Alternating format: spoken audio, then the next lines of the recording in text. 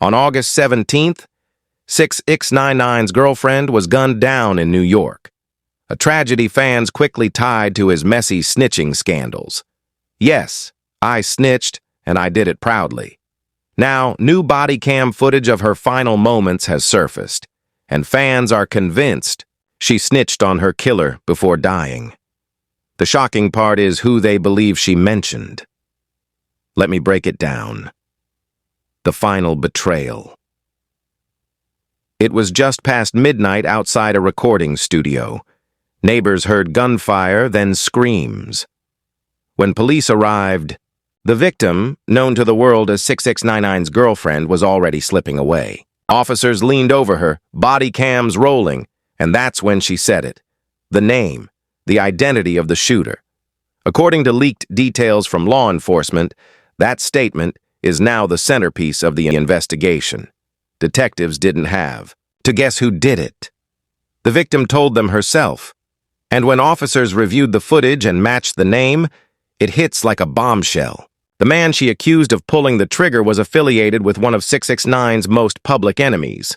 That revelation didn't just solve a crime, it cracked open a feud that's been brewing for years. You see, Tekashi's career has been defined by enemies. His rainbow hair and outlandish persona made him stand out, but his constant trolling and aggression made him a target. Even 6ix9ine himself admitted it.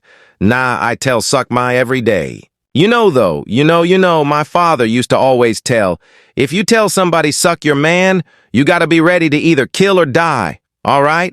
And I'm ready to die, and I'm ready to kill. Jesus.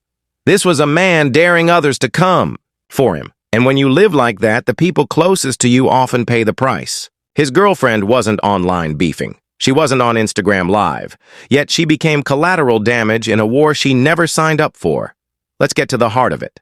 The name she gave tied back to Trippie Red Circle. That makes sense because 6ix9ine and Trippie's beef was one of the ugliest in hip-hop. What started as mutual respect turned to betrayal, jealousy, and full-blown warfare. We have the footage to prove it. Let's go. Let each, what you stuttering, what you say, let's let each other talk. You was asking for my number. What's up? Do not, yo? Don't talk about, you want to talk about how you was crowed in New York? Be calm. Be pull up. Yo, bro, be calm, be calm, be calm. Be calm. Let's let the world hear everything. Can we take a message? That's Tekashi and Trippie live on Instagram going back and forth in front of thousands.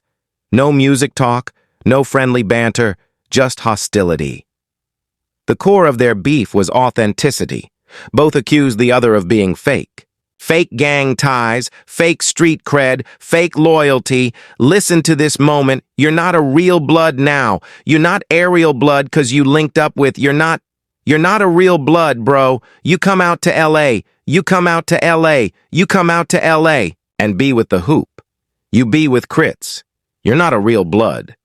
To Trippie, authenticity was everything. He claimed Tekashi wasn't truly blood, that he was wearing colors he didn't earn, presenting an image he hadn't lived. To Tekashi, those accusations were nothing but noise. He fired back, saying Trippie was the real pretender, a man chasing clout, through his alliances, trying to borrow credibility from people around him instead of standing on his own. And the fans, they ate it all up. Each new insult became headline material. Every shady Instagram post turned into a debate on who was winning the war of words. They dissected every detail like lawyers in a courtroom, watching these rappers' moves as if the outcome of their careers would serve as a final verdict. It was more than music. It was a performance that blurred into reality. But here's the part that couldn't be ignored. Those gang ties weren't just talk. They weren't fictional characters to help push record sales. They were real affiliations with real people, real histories, and real consequences. They were so dangerous that even people from his own crew kidnapped her. So, I was already kidnapped July 22nd by my own crew. But I didn't. Did you know that at the time? And when 6ix9ine's girlfriend named her killer, she wasn't just identifying a face. She was pointing at a web, a network that stretched far beyond the surface level of rap beefs. The moment those words left her mouth, it wasn't just one life. On trial. It was a chain reaction. The feud between Tekashi and Trippie wasn't limited to lyrics or live streams either. It bled into reality. They weren't just opponents in the studio. They were rivals in the streets. Their arguments grew teeth. Their words carried fists. There were confrontations, heated moments where the digital back and forth transformed into physical altercations. What happened in New York? Don't lie. What happened in New York? Don't lie. Put that on your mother and Gad, on my damn brother. What happened to me? The way they argue is telling. Every accusation is life or death serious. This isn't about who sold more records. It's about who can claim the streets, who backed down, who ran. And for people inside that world, reputations like that determine whether you live or die. Let me be crystal clear. What we're talking about here isn't harmless internet drama. This is what happens when rap beef becomes a blood feud. 6ix9ine built his image on antagonizing. He made being hated his brand. He literally said he tells people to disrespect him every day, daring them to act. Listen to me. I tell everybody touch my gang. And eventually someone did. That one line became infamous. It wasn't just a boast tossed into the air. It was a declaration, a dare. Tekashi wasn't asking for respect. He was demanding that anyone who doubted him come forward and try their luck. He practically begged his enemies to see if he was really about that life. And the moment those words left his mouth, it was like painting a bullseye on his own chest and on the people closest to him. Because Test My Gangster wasn't just a slogan. It carried weight. It meant every room he walked into, someone might take him up on that challenge.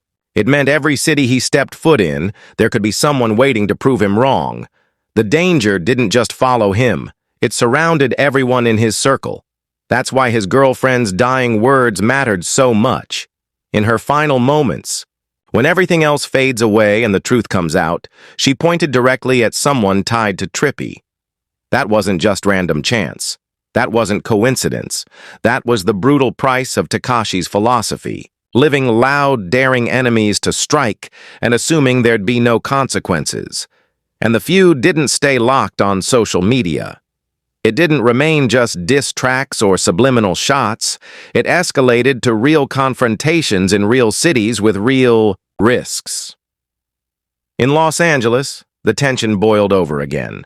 Trippie pressed Tekashi about Paramount, another scene where their reputations and their affiliations were on full display. That clash wasn't about music anymore. It wasn't even about bragging rights. It was about survival, about proving who held power when the cameras were rolling and who could stand tall when the lights went off. Every altercation stacked another layer onto the war they had built, a war that seemed destined to leave casualties in its wake. I'ma let it know. I'm going, let it be known what happened. Once again, the argument wasn't about songs. It was about who showed up, who got pressed, who backed down. This obsession with proving authenticity created an atmosphere where violence wasn't just possible. It was inevitable. So, let's bring it back. A young woman dies. Her final words identify her killer. And the killer is tied directly into this years-long war between Tekashi and Trippie. This wasn't random. This wasn't bad luck. This was the direct result of a culture Tekashi helped create. But here's the part that's even more shocking. The body cam confession wasn't the only revelation her death exposed. Crips, Bloods, and betrayal. Her dying words didn't just name a killer. They ripped the mask off Tekashi's entire empire. Because once police reviewed the body cam footage, the name she spoke connected to more than just a street beat. It exposed the tightrope Tekashi had been walking, aligning himself with both Bloods and Crips at the same time. Think about that for a second. In a world where your set defines your life, where betrayal means instant death, Tekashi tried to play both sides. And when his girlfriend identified her killer, that was the thread that unraveled everything. This isn't speculation. Tekashi himself admitted in interviews that he ran with both gangs, and the hood I live in is Crips and Bloods.